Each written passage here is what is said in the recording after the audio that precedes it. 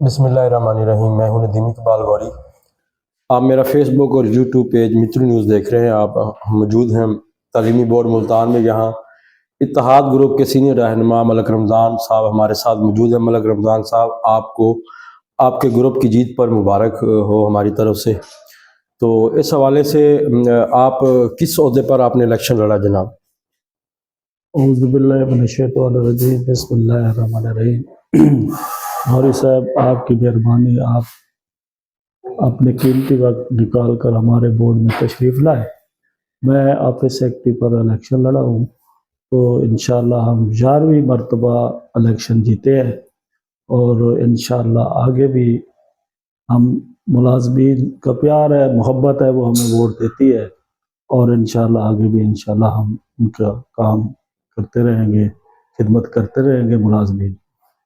اچھا، آپ یہ بتائیں، آپ کا گروپ میرے خیال سے 11 مرتبہ مسلسل آپ کا ہی گروپ میرے خیال میں الیکشن جیت رہا ہے، تو اس کی بنیادی کیا وجوہات ہے؟ مسلسل یہ 22 سال کا عرصہ، کیونکہ الیکشن 2 سال کے بعد آپ کا آتا ہے۔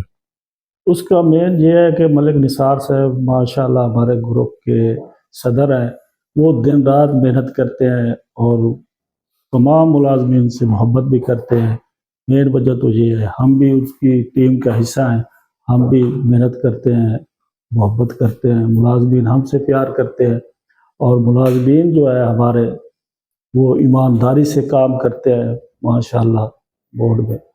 اچھا، یہ بتائیں، اب آپ کے تعلیمی بورڈ ملتان میں جو سیکرٹری صاحب ہیں تعینات، ان کی کیا صورتحال ہے؟ وہ کیسے اب حالات کیسے جا رہے ہیں آپ کے بورڈ کے حوالے سے؟ ان کی کیا وہ جب سے تعینات ہوئے ہیں ان کے اس بورڈ کے حوالے سے جو اقدامات ہیں، یا وہ ہمیں بتائیں۔